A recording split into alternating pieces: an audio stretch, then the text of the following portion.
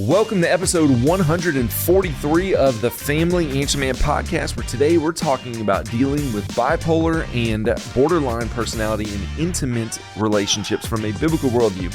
I'm David Orgis, and I am here with Dr. Mark Crosby. He is a pastor, educator, mental health professional, and he's the resident expert here, of course, on the Family Answer Man.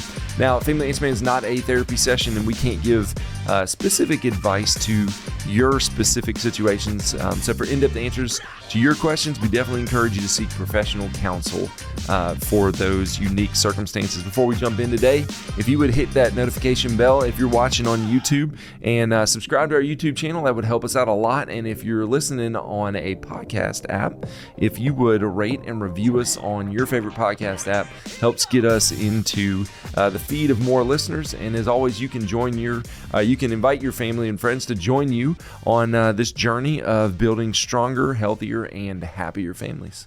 Well, Dr. Mark, good to be here with you today. Yes. It is April Fool's today, and this is a great topic for us to talk about, but this is not a joke. No. We are dealing with, I think, something that's going to be a pretty popular topic of bipolar and borderline in intimate relationships. Right. Those two are packaged together in our topic, at least. Right. So is there a difference between those, or are they comorbid, or how's this work out? Well, sometimes you'll see them both in a person, but they are different. Meaning one is a psychiatric disorder, which would be your bipolar. The other one is a personality disorder, which would be your borderline. And these are two different, again, areas of mental health. And what I mean by that is this, is that one way of describing it is that think of it, a psychiatric disorder is something that's broken. If you want to use the parallel or the analogy of a car.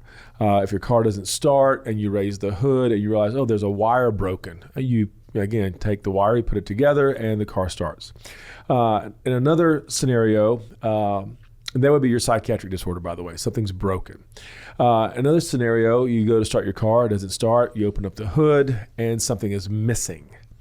That is your personality disorder. Okay. So personality disorder basically means there's something, if you will, that is missing. A person is lacking the ability to adapt. The person basically is unable to, in many cases, read the room or know their audience or make the adaptation that is needed to socialize, to get involved, to be invested, to listen, whatever it may be in a relationship.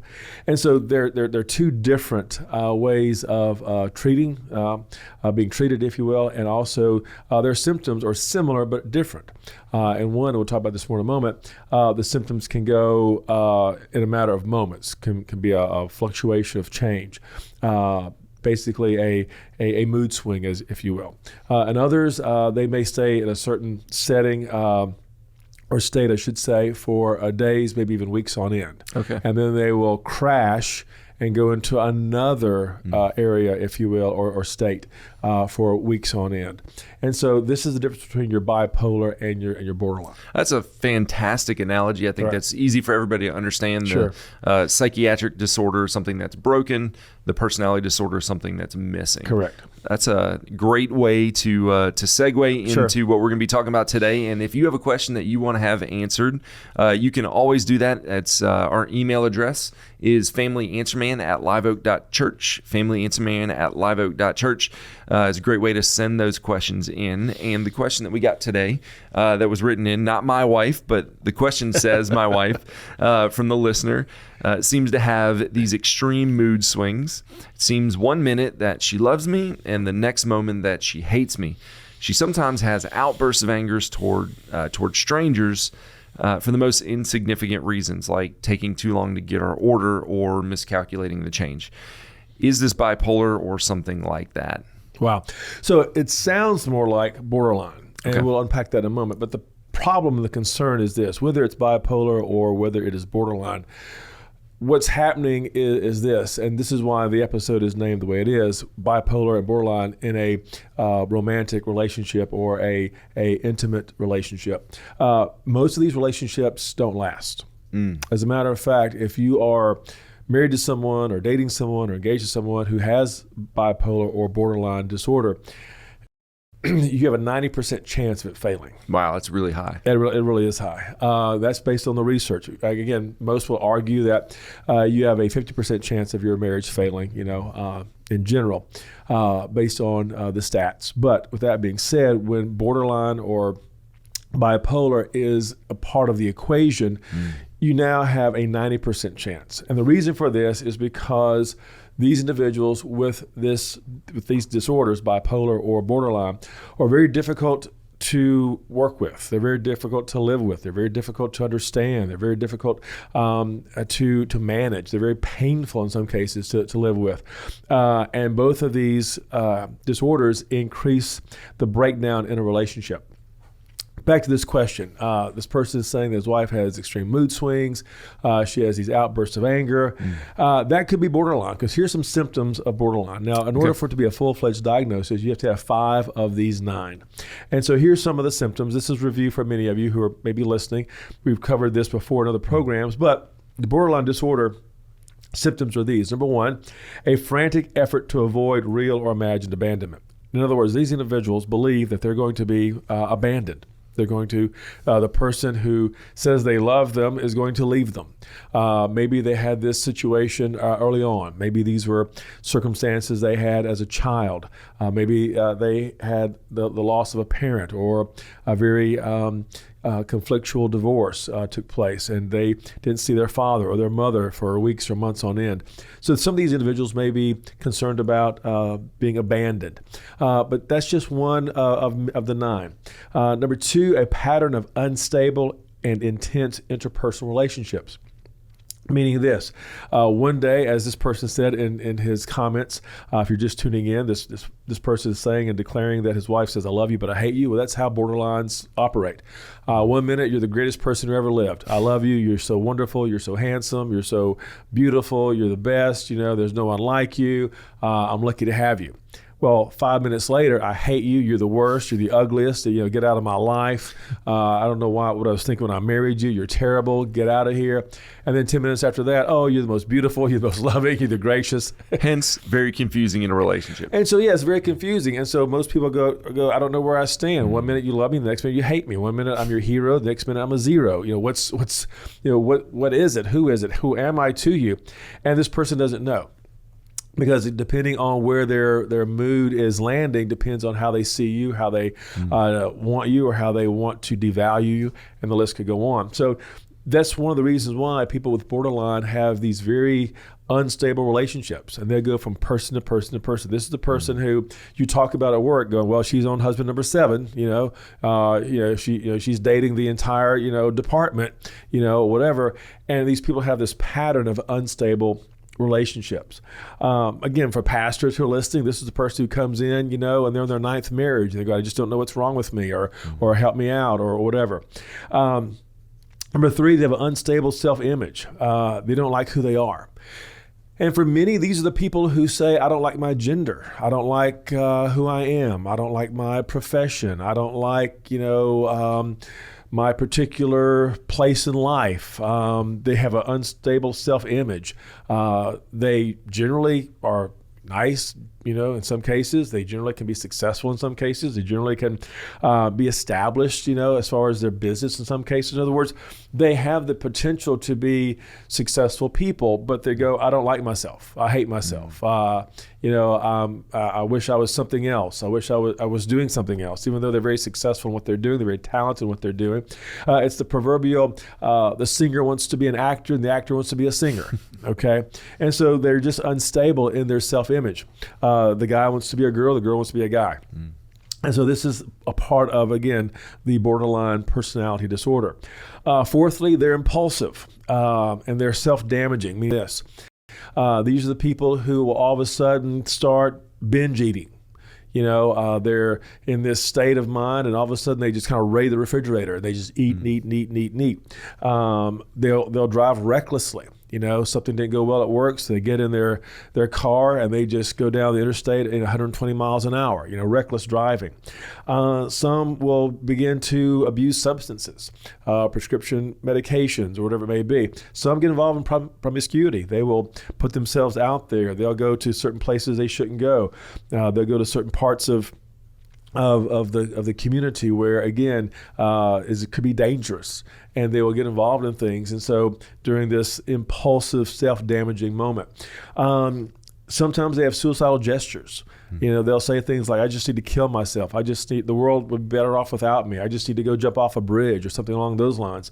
And then they will cut themselves to relieve the tension or to feel something, if you will. Sometimes this can be very dangerous as well, especially if they cut an artery or something. If you're keeping count, number 6, they have this irritability or this anxiousness that lasts for hours. They'll be irritable for hours and hours on end. It's not like, hey, I just had a bad day, but they wake up in the morning irritable. They go to bed at night irritable. Life is just one irritable moment after the other. Next, they feel empty all the time, or very often if they're feeling empty. There's just nothing inside of them. They have no sense of purpose, if you will. They just feel empty. Why am I even here? What does it even matter that I'm here? Oftentimes, they'll have this intense anger that they can't control. And they'll just yell at everybody and yell at all the kids and yell at their spouse and yell at their neighbors and yell at their friends. And they'll yell at people, on Facebook. Everything's in bold print. Bold caps. Yeah, bold caps. They have this anger, and they'll explain it like, I just can't control my anger. It's just coming out of me. I can't control it. They feel like they're a volcano erupting all the time. And then number 9, they have these paranoid ideations, or what's called dissociative symptoms, which means I'm trying to be somebody else. I need to be somebody else. I'm trying to try something else because everything's against me. Everybody's against me.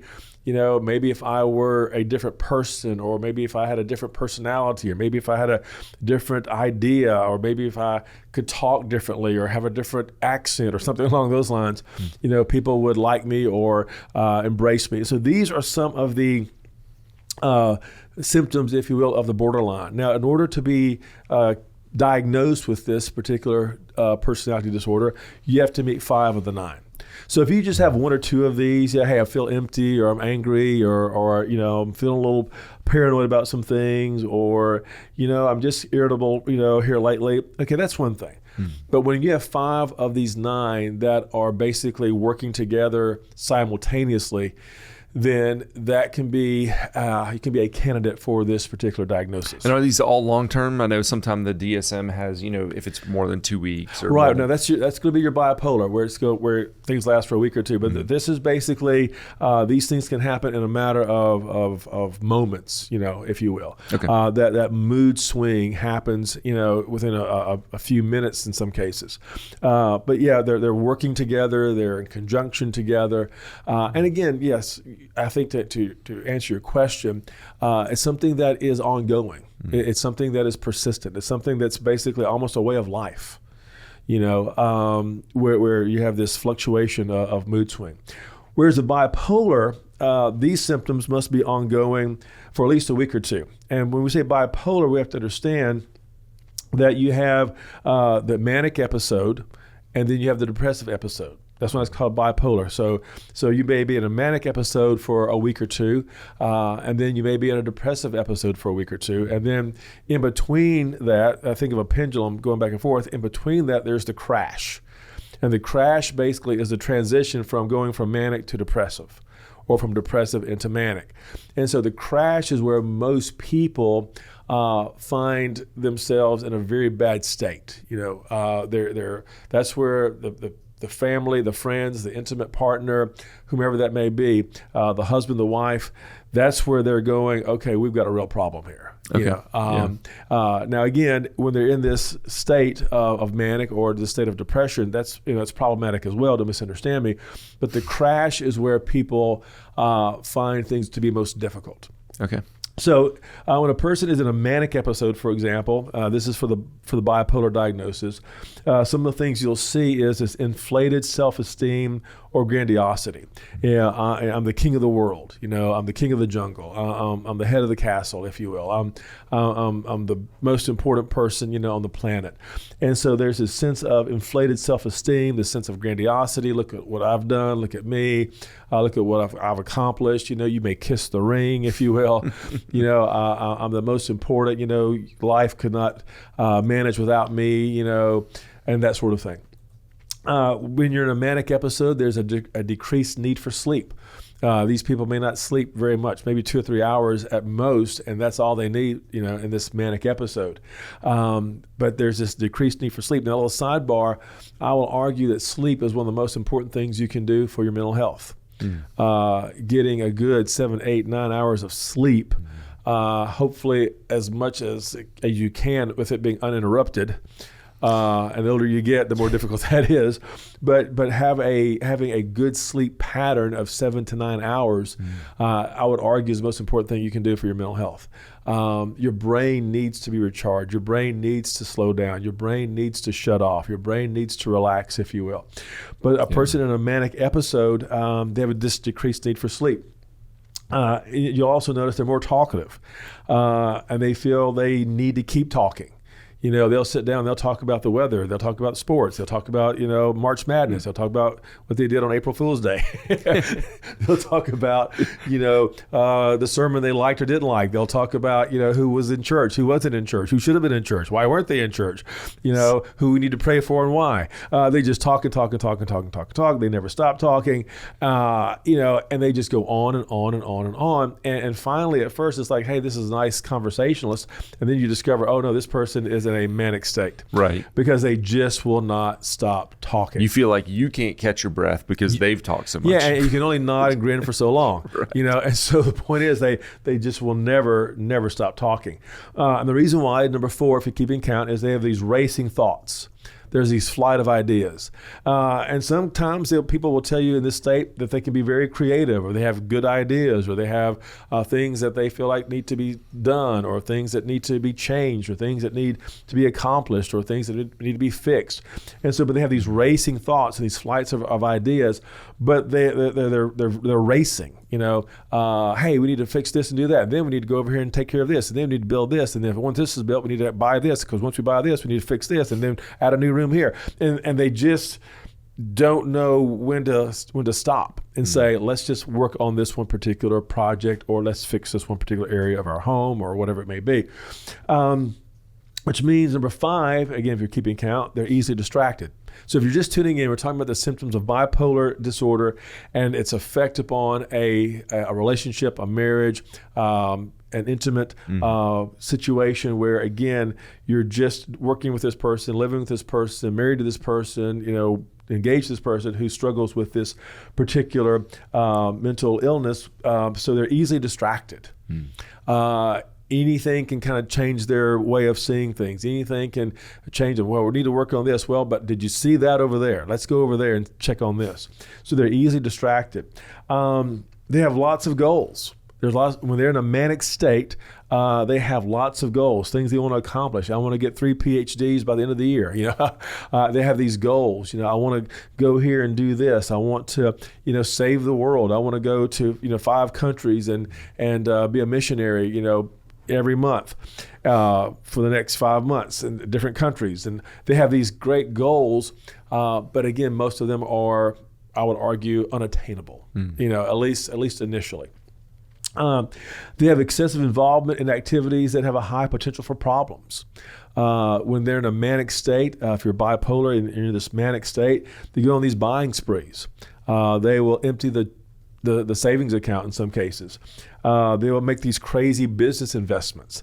I need to invest in this, or I need to invest in that. Hey, I need to invest in AI. I need to invest in, this particular business, or whatever it may be. Cryptocurrency is a new thing. We need to buy, put all of our money in that. And so they make these business investments without regard of what may be happening, without consulting a financial planner, or in some cases consulting their spouse.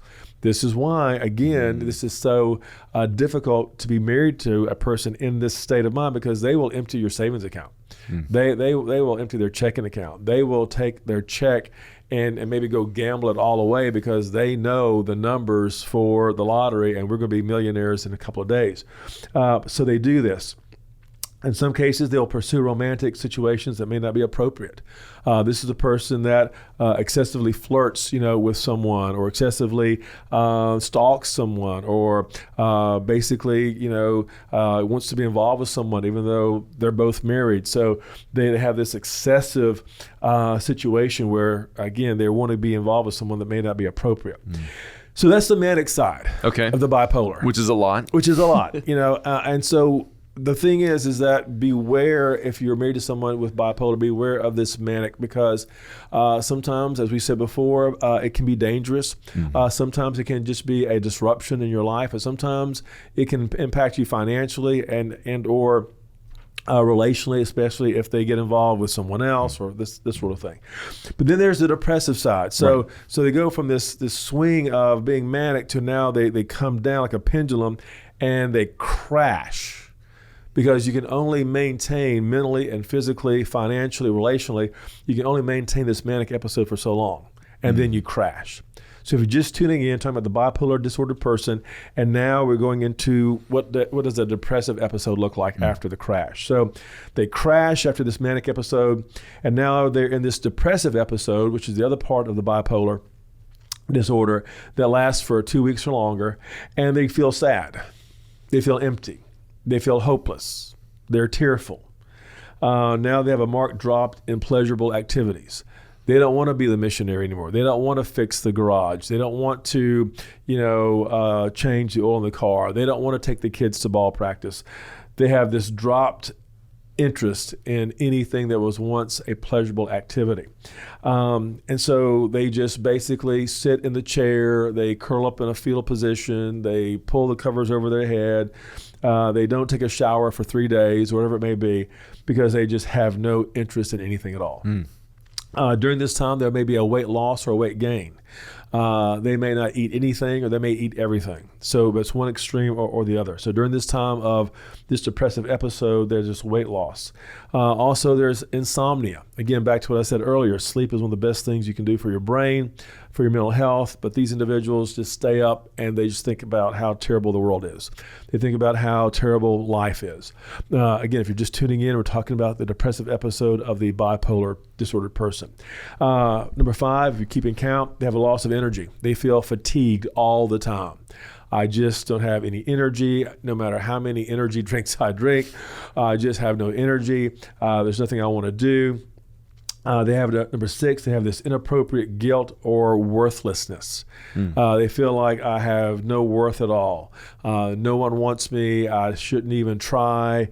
I'm terrible. I'm guilty. I'm full of shame and guilt.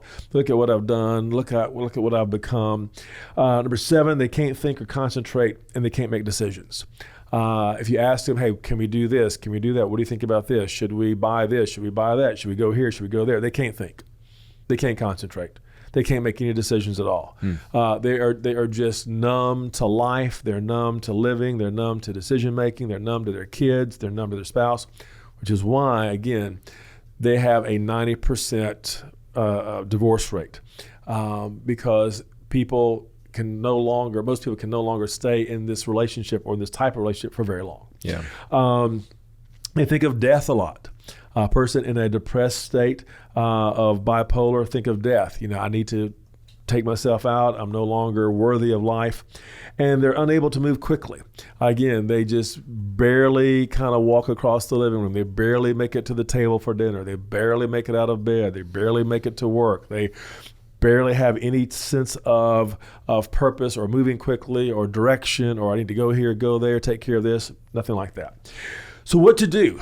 What to do is the big question that this person is asking. So if you're just tuning in, we're talking about what happens if a person that you're married to or engaged to or in a relationship with has bipolar or borderline. If they're bipolar, beware. This is tough on relationships, as we said earlier.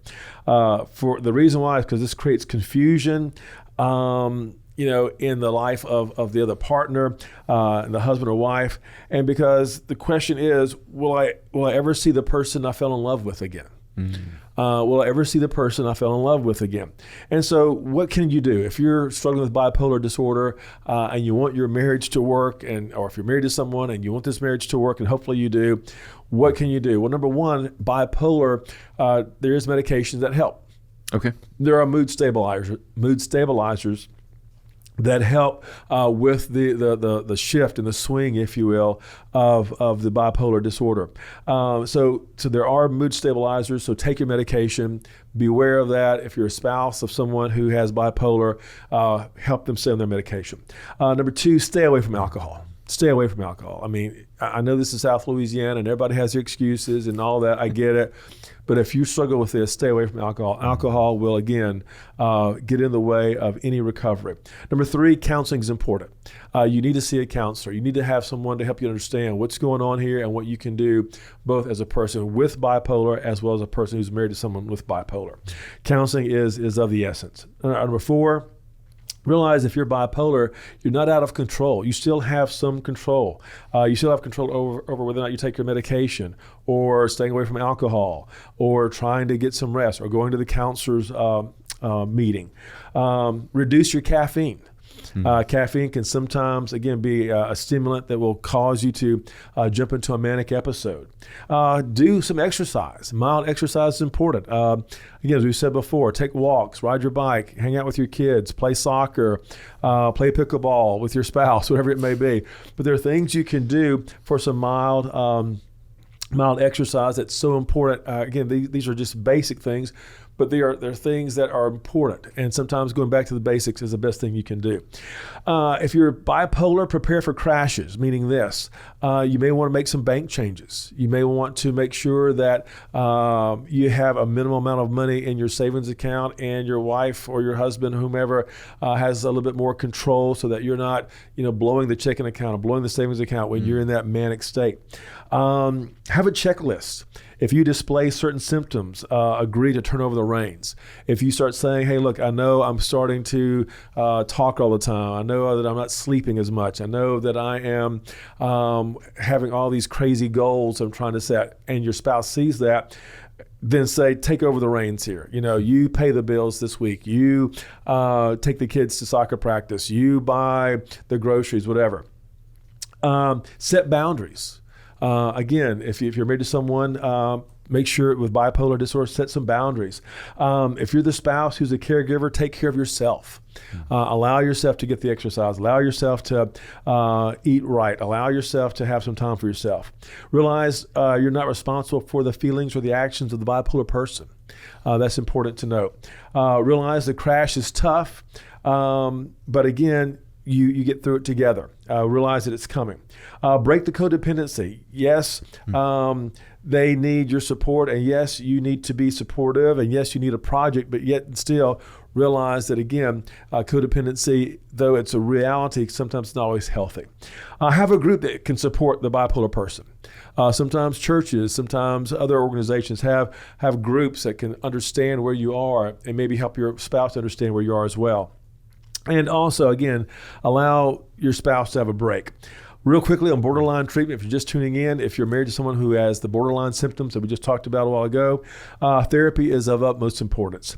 Dialectical behavioral therapy is the behavioral therapy of choice with someone with borderline.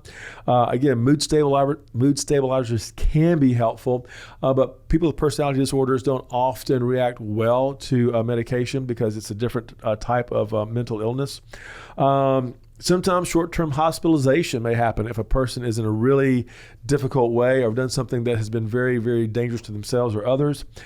Beware of triggers or urges or impulses, if you will, such as if you start feeling anxious, or if you start feeling this insecurity of separation or feeling empty. These are triggers that you need to be beware of if you are a borderline.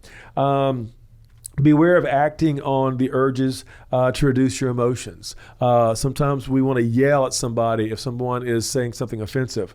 But again, look at this urge and think the opposite. You don't have to respond to everything. If someone yells at you, sometimes being quiet or doing the opposite of what you would normally do is so very important. In other words, don't speak, don't respond, walk away, or maybe ask a question. Did you mean for that to be insulting? Beware of your surroundings. If you're a person with borderline, know your audience and keep a journal of successful instances of improvement, how you overcame things, and always, at the end of the day, pray, worship, be creative, and be loving to those individuals that are helping you and that are living with you and that are seeking to make life better for you. And if you can do those things, then you can get through and you can manage with that spouse who has either bipolar or borderline. Well, there you have it from the Family Answer Man himself. Hope that, as always, this episode of the Family Answer Man will help you and inspire you to make changes that lead to a stronger, healthier, and happier family.